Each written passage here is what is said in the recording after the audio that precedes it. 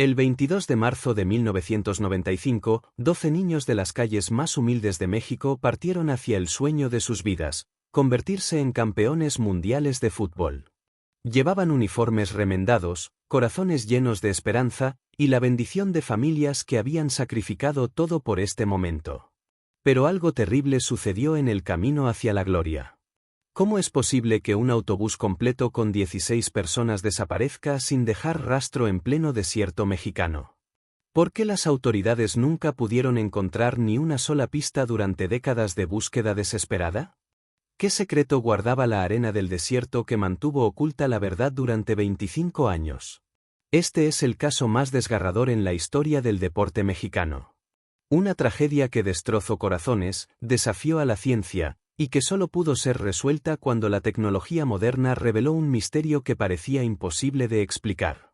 Prepárate para conocer la verdad sobre los pequeños campeones, una historia que cambiará para siempre tu perspectiva sobre los límites del amor maternal y la persistencia de la esperanza.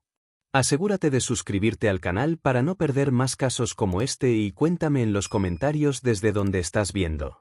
El sol de marzo brillaba intensamente sobre el campo de tierra del barrio de Tepito, Ciudad de México, cuando los niños de los pequeños campeones celebraban su clasificación al Mundial Infantil de Fútbol.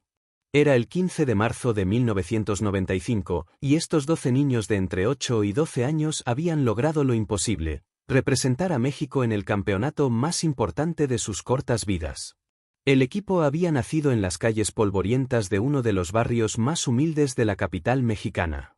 Sus padres, trabajadores de mercados, obreros y comerciantes ambulantes, habían visto en el fútbol una oportunidad de que sus hijos se escaparan de la pobreza que los rodeaba. Durante 2 años, estos pequeños guerreros habían entrenado en canchas improvisadas, con balones remendados y uniformes donados por la comunidad. El entrenador, don Ramiro Vázquez, un hombre de 45 años que había sido futbolista profesional en su juventud, trabajaba sin sueldo por amor al deporte y a estos niños que veía como sus propios hijos. Su esposa María había cosido personalmente cada uno de los uniformes azules y blancos que llevaban con orgullo. La clasificación había sido un milagro. Después de vencer a equipos de colonias más pudientes, los pequeños campeones se enfrentaron en la final nacional contra las Águilas de Guadalajara, un equipo con patrocinadores millonarios. El partido se jugó bajo una lluvia torrencial que convirtió la cancha en un lodazal, pero estos niños de Tepito, acostumbrados a jugar en cualquier superficie, dominaron el juego. Cuando el silbato final sonó y el marcador mostró 3-2 a favor de los pequeños campeones, toda la colonia estalló en júbilo. Las madres lloraban de emoción, los padres se abrazaban sin importar las diferencias, y los niños no podían creer que habían logrado su sueño más grande. El premio era extraordinario: un viaje a Estados Unidos para competir en el Mundial Infantil que se celebraría en Orlando, Florida. Para muchos de estos niños, sería la primera vez que saldrían de la Ciudad de México, y para algunos, la primera vez que verían el mar. Don Ramiro reunió a los padres esa noche en la pequeña oficina de la escuela primaria donde entrenaban. Las paredes estaban decoradas con fotografías de los niños jugando, recortes de periódicos locales que habían cubierto sus victorias, y un viejo pizarrón donde el entrenador dibujaba las jugadas que habían memorizado como si fueran oraciones. La Federación Mexicana de Fútbol había organizado todo el viaje. Partirían en autobús hacia la frontera, donde cruzarían a Estados Unidos y continuarían hasta Orlando.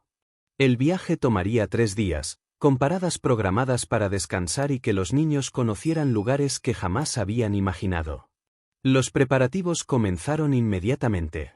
Las madres organizaron rifas y vendieron comida para reunir el dinero necesario para los gastos personales de sus hijos.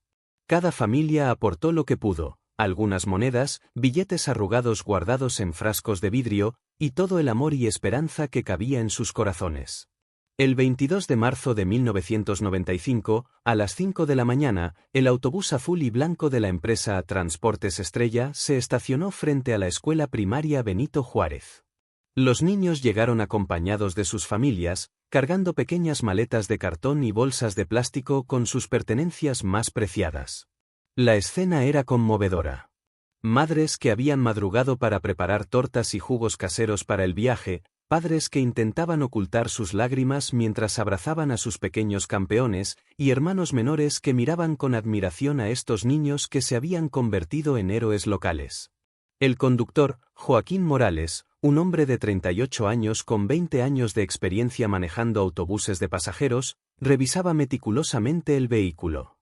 Había sido específicamente seleccionado para este viaje tan importante debido a su impecable historial de seguridad y su conocimiento de las rutas hacia la frontera norte.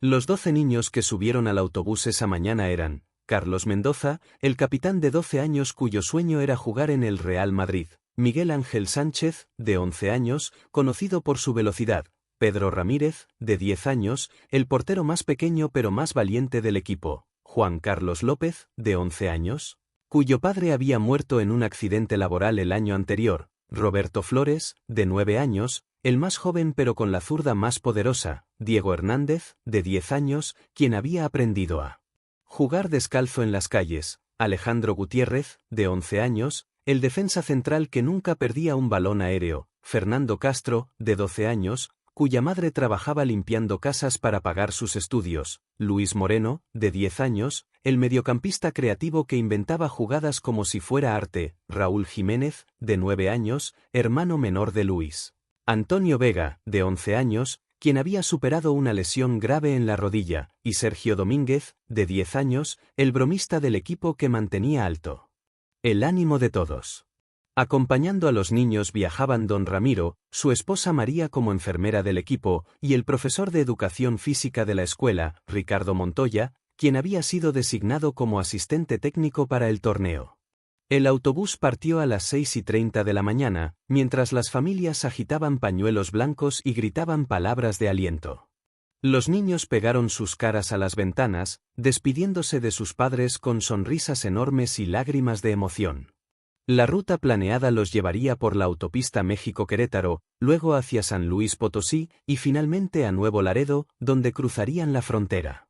El viaje completo hasta Orlando tomaría 3 días, con paradas programadas para descansar y comer. Durante las primeras horas del viaje, todo transcurrió según lo planeado. Los niños cantaban canciones de fútbol, jugaban juegos de palabras y observaban emocionados el paisaje que cambiaba gradualmente de la metrópolis capitalina a los campos verdes del Bajío mexicano. Don Ramiro había establecido contacto telefónico con la Federación Mexicana de Fútbol cada 4 horas, reportando su ubicación y el estado del equipo. A las 10:30 de la mañana, desde una gasolinera en Querétaro, informó que todo marchaba perfectamente y que los niños estaban eufóricos por la aventura. El conductor Joaquín había decidido tomar una ruta alternativa para evitar el tráfico pesado de camiones en la autopista principal. Conocía bien estos caminos secundarios por sus años de experiencia, y había usado esta ruta en varias ocasiones sin problemas. La desviación los llevaría por pueblos pequeños del estado de San Luis Potosí, agregando solo 1 hora extra al viaje pero ofreciendo paisajes más hermosos para los niños. A las 2:15 de la tarde, don Ramiro realizó su última llamada desde un teléfono público en el pueblo de Matehuala. Su voz sonaba tranquila y optimista cuando informó a los funcionarios de la Federación que habían parado para almorzar en un restaurante local, donde los niños habían disfrutado de enchiladas y aguas frescas. Calculaba que llegarían a Nuevo Laredo alrededor de las 8 de la noche, tal como estaba programado. Los habitantes de Matehuala recordarían durante décadas a estos niños tan alegres que habían llenado de risas el pequeño restaurante en la frontera. Doña Carmen, la propietaria, les había servido porciones extra sin cobrar, emocionada por conocer a los futuros campeones mundiales. Los niños le habían firmado una servilleta y le habían prometido enviarle una postal desde Estados Unidos. A las 3 de la tarde, el autobús azul y blanco partió de Matehuala por última vez. Los habitantes del pueblo los vieron alejarse por la carretera que se adentraba en el desierto, dirigiéndose hacia el norte. Joaquín había calculado que la siguiente parada sería en Nuevo Laredo, donde pasarían la noche antes de cruzar la frontera al día siguiente. Pero esa llamada de las 2:15 de la tarde sería la última comunicación que se tendría de los pequeños campeones. Cuando las 8 de la noche llegaron y no se había recibido ningún reporte desde Nuevo Laredo, los funcionarios de la Federación comenzaron a preocuparse. A las 10 de la noche, después de múltiples intentos fallidos de contacto, se reportó oficialmente la desaparición del autobús con los 12 niños, sus 3 acompañantes adultos y el conductor. Había comenzado uno de los misterios más desgarradores en la historia del deporte mexicano. La noticia de la desaparición de los pequeños campeones se extendió como un incendio por todo México. Las familias de Tepito, que habían estado esperando ansiosamente noticias del viaje, se reunieron en la escuela primaria Benito Juárez, donde habían celebrado la clasificación apenas una semana antes. Las autoridades mexicanas iniciaron inmediatamente una búsqueda masiva. La Policía Federal, el Ejército Mexicano y la Cruz Roja desplegaron equipos a lo largo de toda la ruta desde Matehuala hasta Nuevo Laredo. Helicópteros sobrevolaron el desierto, mientras cientos de voluntarios recorrían cada kilómetro de las carreteras secundarias. El presidente de México, Ernesto Zedillo, ordenó que se utilizaran todos los recursos disponibles para encontrar a los niños. La búsqueda se convirtió en una prioridad nacional, con cobertura mediática las 24 horas del día. Los noticiarios interrumpían su programación regular para dar cualquier actualización sobre la investigación. En Tepito, las madres de los niños desaparecidos establecieron un plantón permanente frente a las oficinas de la Federación Mexicana de Fútbol.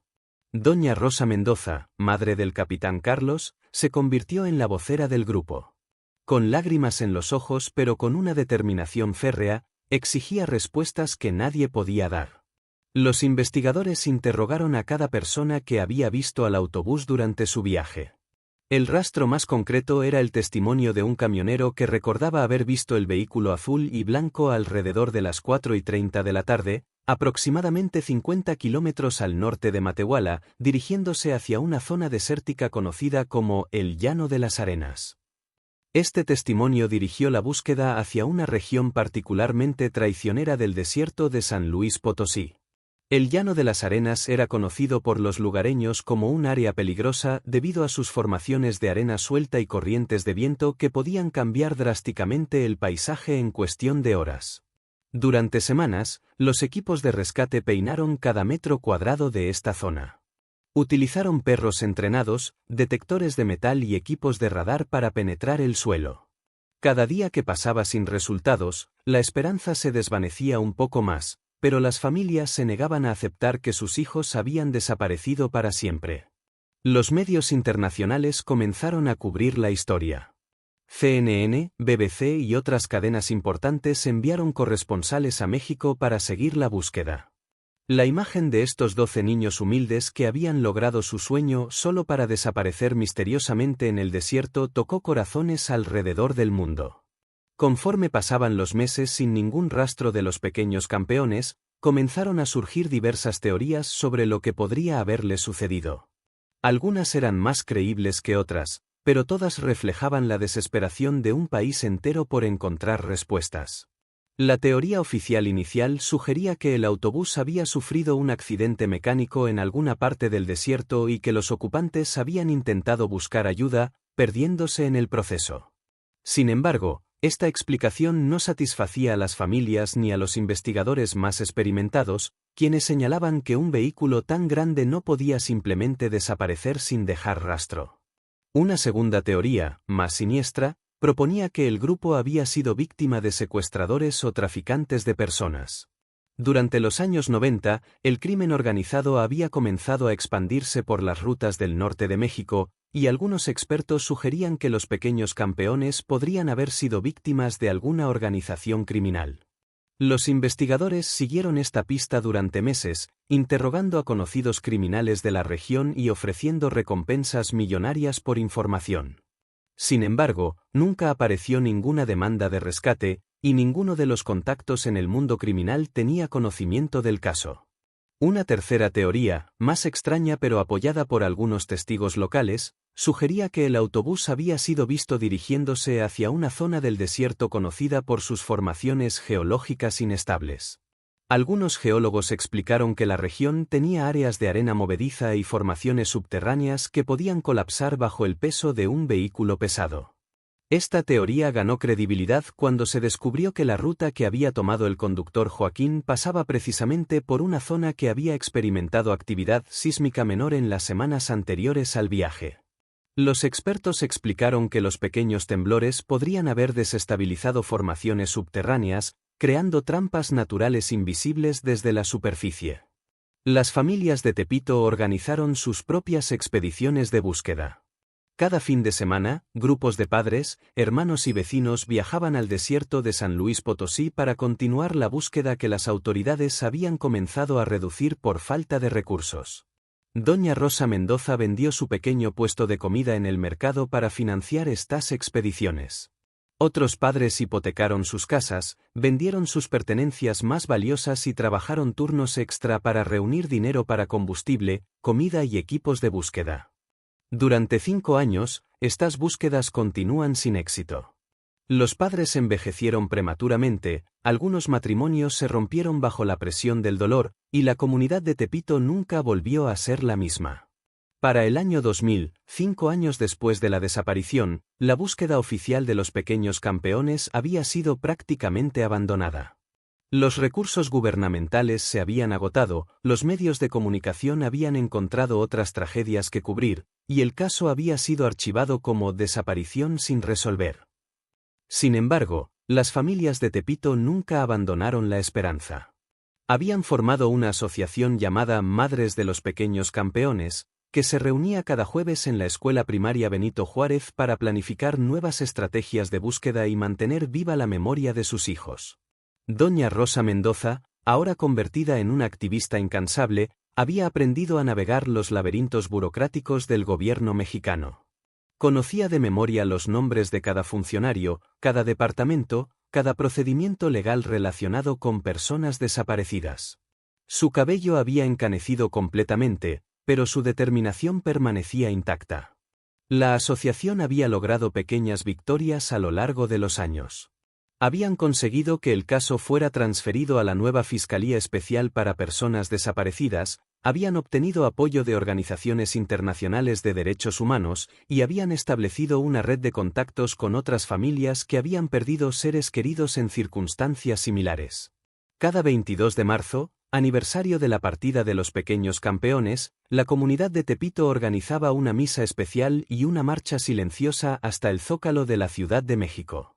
Cargaban fotografías ampliadas de los 12 niños, portaban camisetas con sus nombres y gritaban consignas exigiendo justicia y verdad.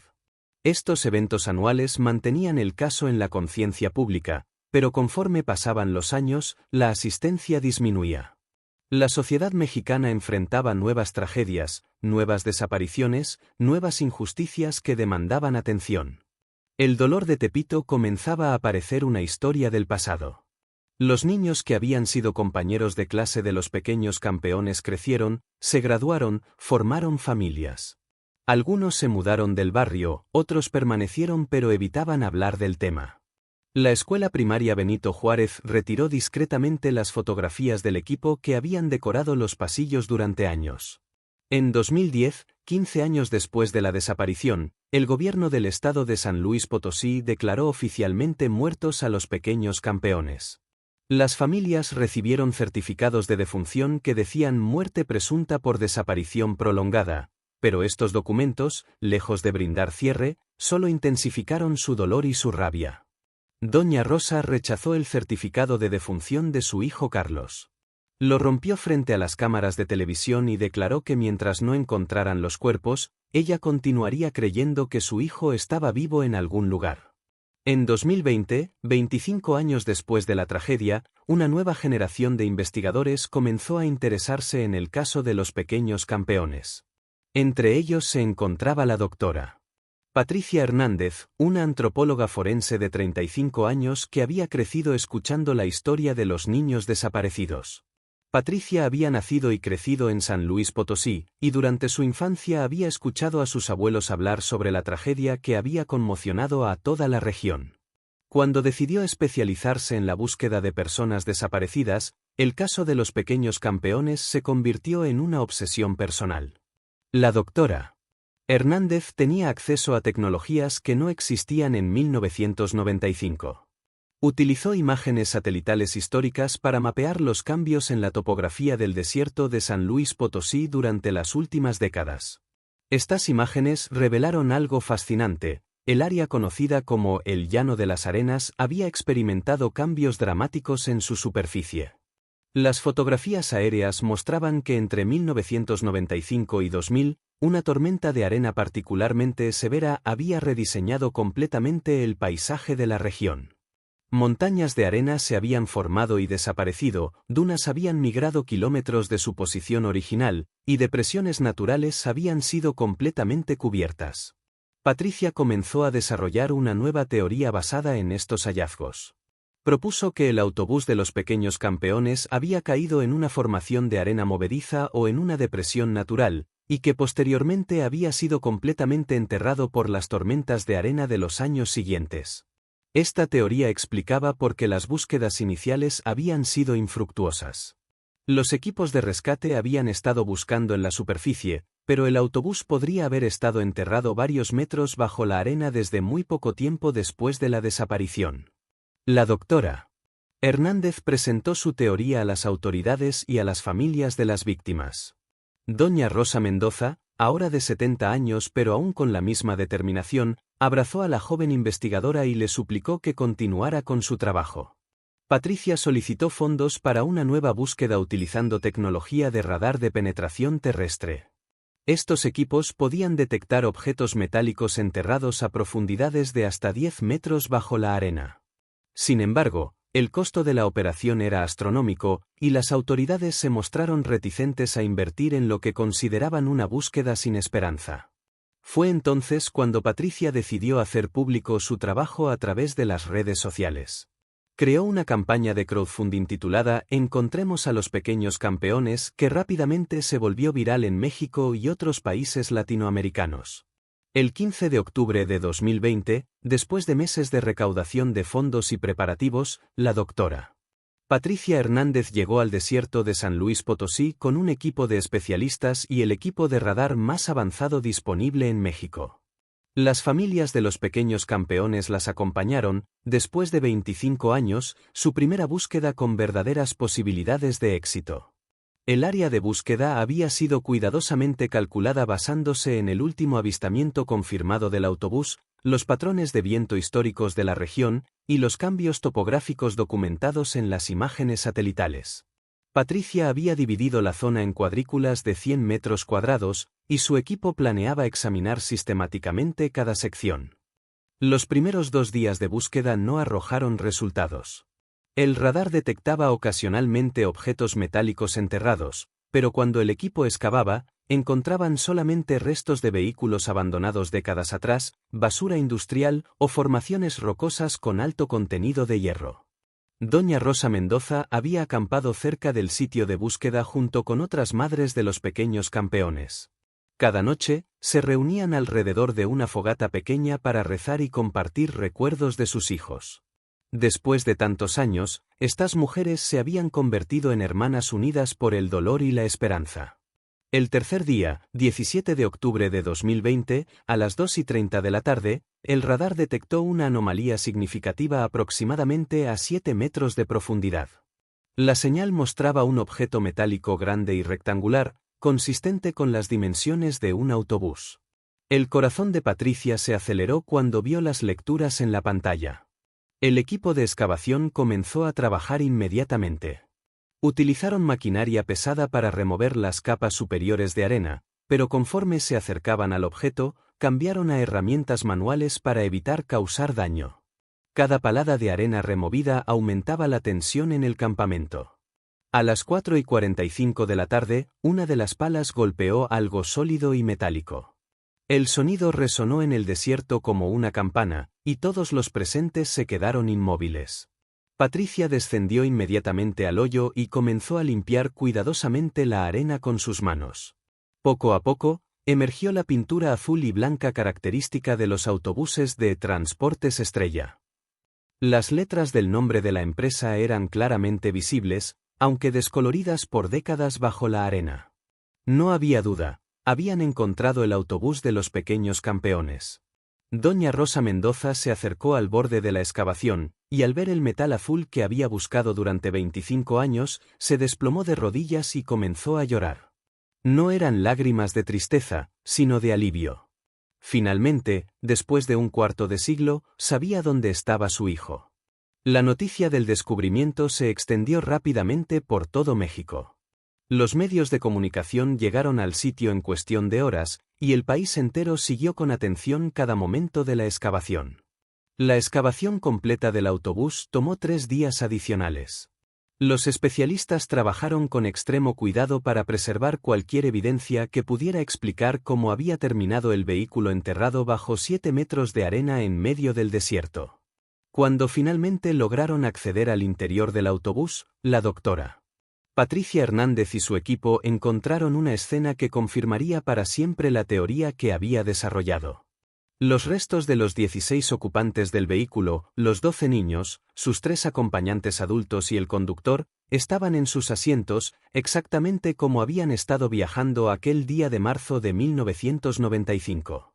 Los investigadores determinaron que el autobús había caído en una formación de arena movediza extremadamente profunda, un fenómeno geológico raro pero documentado en esta región del desierto. Las evidencias mostraban que el vehículo se había hundido gradualmente, probablemente durante varias horas, antes de quedar completamente enterrado. Lo más desgarrador para las familias fue descubrir que los ocupantes del autobús habían sobrevivido inicialmente al hundimiento. Los investigadores encontraron evidencias de que habían intentado romper las ventanas y escapar del vehículo, pero la presión de la arena había hecho imposible abrir las puertas o romper los cristales. Los teléfonos celulares de don Ramiro y del conductor Joaquín fueron encontrados en el autobús, pero en 1995 la cobertura de telefonía móvil en esa región remota del desierto era inexistente. Habían estado completamente aislados, sin manera de pedir ayuda. Entre los objetos personales recuperados se encontraron las maletas de cartón de los niños, sus uniformes de fútbol, fotografías familiares y una pelota de fútbol firmada por todo el equipo. Cada objeto contaba la historia de 12 niños que habían partido hacia su sueño y habían encontrado una tragedia incomprensible. El análisis forense determinó que la muerte había ocurrido por asfixia, probablemente durante la noche del 22 de marzo de 1995, apenas unas horas después de que el autobús hubiera quedado atrapado en la arena movediza. Habían estado tan cerca de la superficie que las primeras búsquedas, si hubieran sido dirigidas al lugar correcto, podrían haberlos encontrado con vida. Esta revelación fue particularmente dolorosa para las familias, quienes se dieron cuenta de que sus hijos habían muerto mientras ellos aún tenían esperanzas de que estuvieran jugando en el Mundial de Fútbol en Orlando. La doctora Hernández explicó que la tormenta de arena que había azotado la región apenas 2 semanas después de la desaparición había cubierto completamente el sitio del accidente. Para el momento en que comenzaron las búsquedas masivas, no quedaba ningún rastro visible en la superficie. Los investigadores también determinaron que el conductor Joaquín había tomado la decisión de desviarse de la ruta principal para mostrar a los niños una formación rocosa famosa en la región. Esta desviación de último momento había llevado al autobús directamente hacia la trampa mortal de arena movediza. El 25 de octubre de 2020, exactamente 25 años, 7 meses y 3 días después de su partida, los pequeños campeones regresaron a casa. Sus restos fueron trasladados a la Ciudad de México en una caravana solemne que recorrió las mismas carreteras por las que habían viajado llenos de esperanza en 1995. Miles de personas se concentraron a lo largo de la ruta para rendir homenaje a estos niños que habían capturado el corazón de México. En cada pueblo, las autoridades locales y los ciudadanos comunes salieron a las calles para recibir a la caravana con flores, aplausos y lágrimas. Cuando la caravana llegó a Tepito, toda la colonia estaba esperando. Las calles habían sido decoradas con banderas mexicanas y fotografías ampliadas de los pequeños campeones. Los murales que habían sido pintados en su honor durante los años de búsqueda fueron restaurados y embellecidos por artistas locales. La escuela primaria Benito Juárez fue el primer lugar donde se detuvo la caravana. Los 16 ataúdes fueron colocados en el patio donde los niños habían entrenado, donde habían celebrado su clasificación al Mundial, y donde sus padres habían esperado noticias durante 25 años. Doña Rosa Mendoza, ahora de 70 años, se acercó al ataúd de su hijo Carlos. Con manos temblorosas, colocó sobre la madera la camiseta número 10 que había conservado durante todos estos años, esperando el día en que pudiera dársela de vuelta a su hijo. El velorio duró 3 días. Personas de todo México viajaron a Tepito para presentar sus respetos. Futbolistas profesionales, funcionarios gubernamentales, artistas, y miles de ciudadanos comunes formaron filas interminables para pasar frente a los ataúdes y dejar flores, cartas y pequeños regalos. El funeral se realizó en la Catedral Metropolitana de la Ciudad de México, con una misa especial celebrada por el arzobispo.